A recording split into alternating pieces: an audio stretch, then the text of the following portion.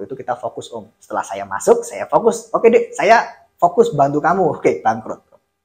Bangkrut? Iya.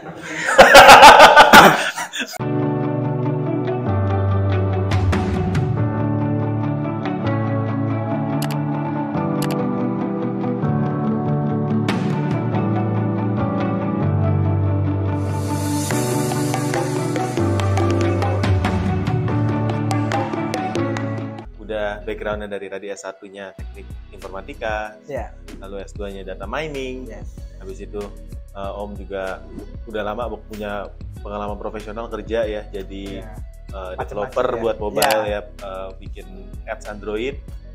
Nah, kapan pertama kali memutuskan maulah hijab dan akhirnya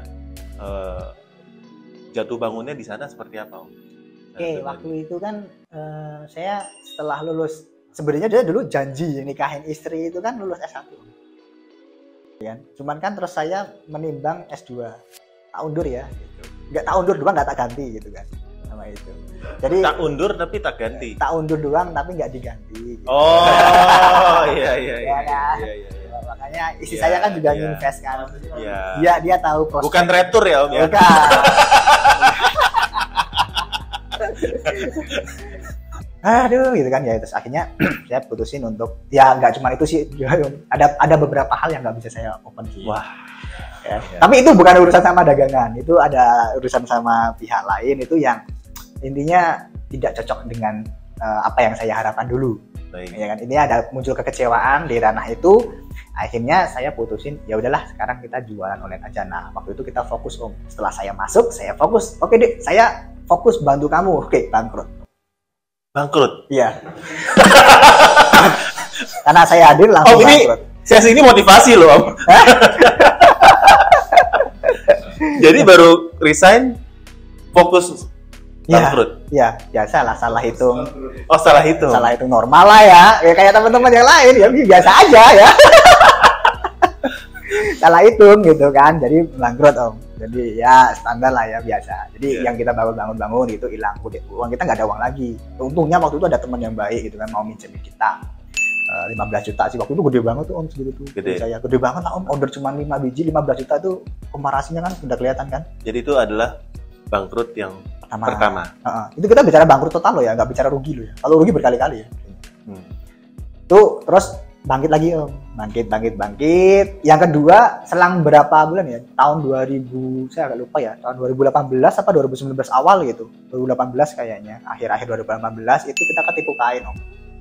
Ketipu kain. Jadi ya biasalah ya orang bisnis kain ya, masih lucu kan, dulu kan saya masih kecil imut gitu kan Om, jadi masih gampang dibodohin gitu. Ya kan sekarang saya yang nipu Om. Saking seringnya ditipu, sekarang saya yang nipu. Ya, jadi teman-teman kalau namanya ada Burhan nawarin kain, berhati-hatilah. Yang kedua biasa ketipuan ya. Terus waktu itu untung kakak saya pulang layar ya kan. Kalau pulang layar kenapa Om? Bawa duit, tak tanyain kan. Mas, kamu pulang bawa uang berapa? Ada tuh 50 juta waktu itu. Tak pinjem semua gitu kan. Tak buat bangun rintis usaha lagi.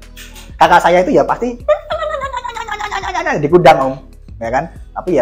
Tapi dikasih kalau kakak saya itu. Jadi kakak saya itu gitu kalau sama adik-adiknya, sayang banget sama keluarganya. Cuman ya pakai ceramah dulu gitu biasanya. Ya kan, tapi dikasih terus saya bangun lagi, udah bangkit lagi. Dan semenjak itu sih saya nggak pernah ketipu lagi. Nipu sering ya.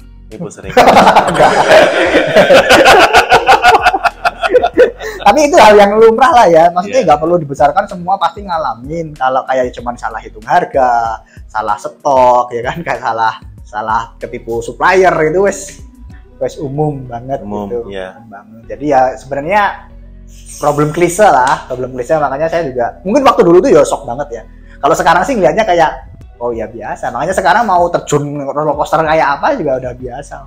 Saya kadang-kadang orang tanya kan, emang nggak takut balik ke titik nol gitu? Lah saya mulainya dari nol. Cuman anak kuli mau dibalikin ke kuli juga biasa aja gitu. Mau dibawa kemana? Mau dibawa ke belangsak laut lagi saya udah dari susahnya dulu itu udah nikmatin semua. Jadi mau roller coaster kayak apa juga nggak heran gitu kan ya. Support saya itu udah di atas rata-rata dulu Om, ya tinggal resistennya aja nih gitu kan. Ya kan? Tinggal resistennya aja gitu. Jadi udah Ya itu dan dari bawah makanya udah hal yang biasa. Dan makanya saya suka sharing Om. Pengennya ATH. ATH. Enggak. Kayak apa namanya? WFH. Nah sekarang apa? Makanya suka sharing, suka berbagi itu kayak gitu supaya banyak orang kebantu. Karena saya dulu tuh juga banyak dibantu orang. Banyak dibantu orang kan. Saya bangkrut ada yang bantu. Siapa orang yang paling punya peran dalam kehidupan bisnis? Kakak yang ngasih 50 juta itu? Iya, kakak. Dari awal itu. Karena yang ngebentuk adik-adiknya itu kakak. Kakak saya itu kakak galak. Dan saya baru ngerti kenapa galak itu bagus kakak saya itu ya karena bagusnya itu gitu. Dan dulu tuh pas kecil kakak saya itu udah kayak walah salah dikit aja gitu kan ya. Kita nafas bunyi. Wah, ceramahnya 2 hari. Ya. Jadi kakak saya itu yang wah kalau sama adiknya, kalau bapak saya kan juga. Tapi kalau kakak saya itu memang status gitu. Tapi sayang sama keluarga. Jadi hal yang paling merubah hidup saya itu ya kakak saya itu. Dan siapa sih yang menginisialisasi awal? Emang saya berani ngambil tek kuliah sendiri kalau kakak nggak support? Nggak berani kok. Nggak berani. Kakak support, saya mau, adik mau, bertiga, ayo. Jadi dan sekarang kakak saya pun juga saya suruh berhenti layar, saya coba belajarin bisnis Om. Adik saya juga udah keluar dosen, sekarang bisnis juga. Terus kakak saya ini baru saya ajarin gitu supaya ngerti nikmatnya cuan Om. Biar dia tahu kan kamu dulu sebodoh itu digaji ya. Gitu sih Om, jadi cerita hidup saya tentang itu. Tapi kalau apa ya itu nggak mengada-ngada Om, memang apa adanya saya itu kayak gitu. Dan memang dari dulu sampai sekarang saya nggak berubah, makanya ya style saya gini-gini aja Om. Gak ada tambang-tambang orang kayanya, padahal kan saya kan miskin Om. Gak ada tambang orang kaya. Miskin tapi sombong Om. Miskin tapi sombong. Dari duluan miskin Om, sekarang mah melarat aja. Cukup saya Pak. Om ada satu kata mungkin buat teman-teman yang lagi kritis atau teman-teman yang ada di posisi itu. Ya, oke buat teman-teman suatu kesempatan itu pasti akan ada. Orang bilang itu nyebutnya keberuntungan. Saya sebagai salah satu contohnya dan semua saya ceritakan tadi itu nggak ada tipu-tipu dan semua apa adanya, bisa dicek di Google. Coba ketik aja Burhan Al-Furqani Muktamar Anak Kuli gitu ya. Cuman suatu saat kalau ada kesempatan dan memang kesempatan itu sesuatu, sometimes kita harus ada keberanian untuk mengambil kesempatan. Jadi kadang-kadang sesuatu itu datang dari kesempatan gitu.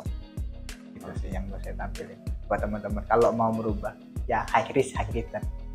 Tapi semuanya harus ada pertimbangannya. Bukan sesuatu yang kita ambil keputusannya merem ya, tapi semuanya kita pertimbangkan, kita proyeksikan. Ketika presentasi keberhasilan dan tadi escape plan-nya, ya kan, plan B-nya kalau terjadi sesuai nggak kita harapkan, apa yang mau lari kemana kayak gitu. Dan kalau ada kesempatan itu sabar aja, jalanin, nggak usah buru-buru. Saya 3 tahun itu juga berjibaku, ya. Saya 3 tahun juga berjibaku, baru panen 2 tahun terakhir. Jadi fokus aja terus, karena di sini bukan masalah cepet-cepetan, tapi masalah siapa yang bertahan lama. Jadi ya, bukan cepet-cepetan. Endurance game ya, bukan sprint. Yes. Maraton ini. Exactly. Wow. Ya, jadi bagaimana kita itu bisa survive bertahan. Gitu sih, buat teman-teman. Kadang-kadang mereka itu pengen flexing cepet-cepet, ya kan, baru kayak gini udah ngedown, akhirnya mundur gitu. Nah semakin kalian mundur, yang bertahanlah yang menang. Apalagi tahun ini kan sebenarnya tahun yang penuh ketidakpastian. Betul banget, tahun berat ini, tahun bersih-bersih. Banyak bersih-bersih, seller yang nggak serius dan yang nggak bisa berkompetisi akan out dari sini. Betul. Dan terus belajar, ikutin terus cerita Om Botak, YouTuber lain, itu yang kontennya bagus-bagus banget, jangan malas belajar sih. Saya juga kayak gitu. Saya sampai sekarang itu selalu belajar terus kok. Dimanapun berada. Ini closing statement panjang sekali Om. Ada yang mau nanya? Mau nanya ya?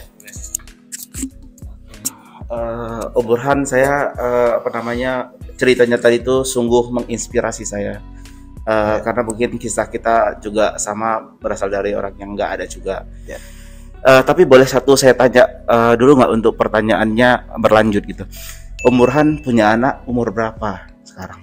Berapa? Wah, saya itu orang yang produktif ya. Dari sisi kerjaan dan dari sisi anak. Saya nikah itu umur 30. Saya nikah umur berapa ya? Sekarang berapa ya umurnya?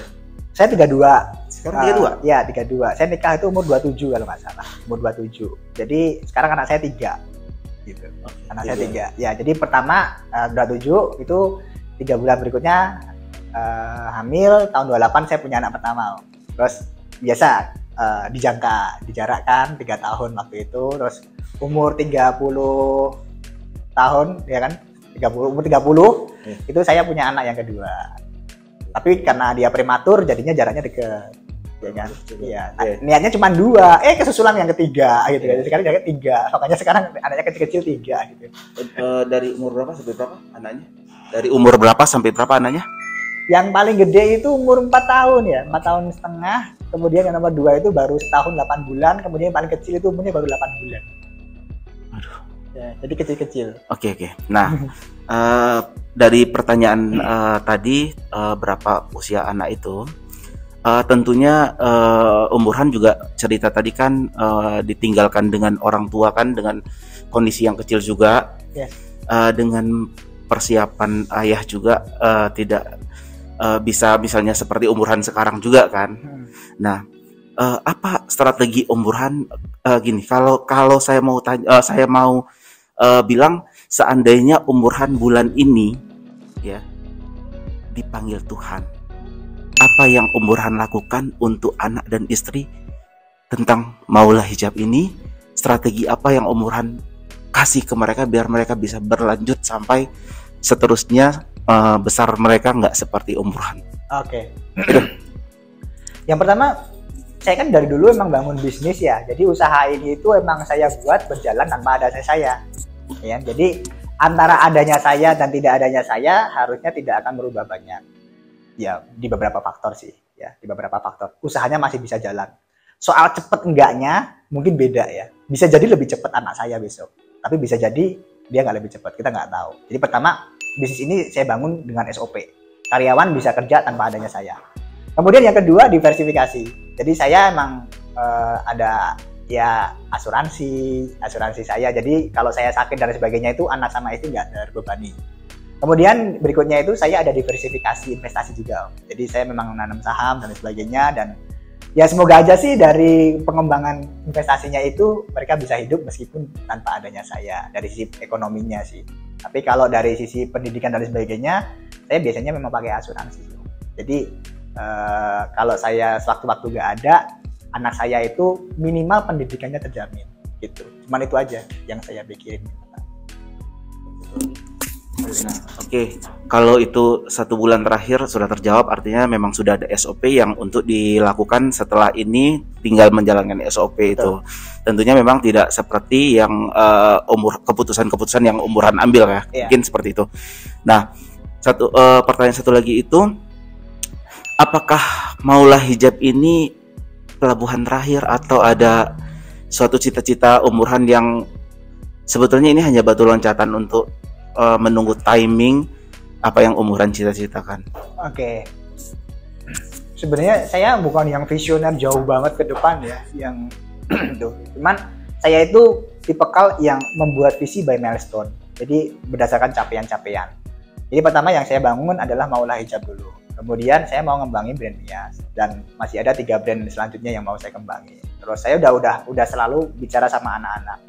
Yang saya mau adalah kita akan diversifikasi. Kita akan muncul ke semua pelosok di tempat ini, bahkan sampai ke bagian kecil kecamatan-kecamatan. Itu goals kita itu nanti arahnya ke sana. Cuman memang kita baru yang saya pikirin ada arahnya ranah fashion aja. Cuman kalau diversifikasi bisnis ya saya ada bisnis kuliner juga sama adik. Kemudian yang offline nanti sama kakak kayak gitu. Kemudian ya sedikit-sedikit nanam saham di itu, karena kadang kan ya kita lebih percaya perusahaan-perusahaan lebih gede kan dibandingkan perusahaan kita sendiri. Ya ada diversifikasi ke sana juga supaya nanti ada returnnya juga. Dan kalau untuk yang big dreams kayak gitu tuh saya nggak ada. Saya nggak tahu ya apakah itu tadi udah big apa belum. Cuman saya orangnya itu soalnya realistis. Jadi berdasarkan capaian. Jadi capaian. Oke, tahun ini aku mau apa, tahun besok mau apa, tahun besok paling cuma 5 tahun kayak gitu. Kalau untuk yang grow 10 tahun lagi. Iya, 20 tahun lagi kayak gitu tuh enggak. Saya cuman ini sekarang kita gurunya gedein ini, bangun brand ini. Cuma kita mau bangun offline store di semua kota, dan menurut saya itu juga udah taktem banget sih. Kalau bagi orang-orang itu udah mimpi ya, karena sekali lagi saya orangnya nggak suka kata-kata relatif sih ya. Besar kecil itu nggak bisa diukur. Makanya saya bilang baik-baik angka aja. Mimpi saya ya saya mau buka toko di semua kota di Indonesia ini. Maulah ada di mana-mana kayak gitu. Pengen saya cuma kayak gitu. Masalah besar kecil enggaknya ya itu nanti. Dan itu diikuti oleh 5 brand yang lainnya nanti. Ya kan, 4 brand lainnya gitu, yang dari baju, dari anak, fashion laki-laki dan sebagainya. Nah itu mereka kan berdampingan gitu, simpel itu sih. Kalau besar kecil itu saya nggak tahu ya, how big is big soalnya. Saya nggak tahu, how big is big ya kan, mimpinya orang beda-beda besar. Mimpi saya dulu cuma pengen punya mobil kecil, gitu aja sih Om. Saya cuma tanya satu aja, apa beda program dengan coding? Itu aja. Oh ya.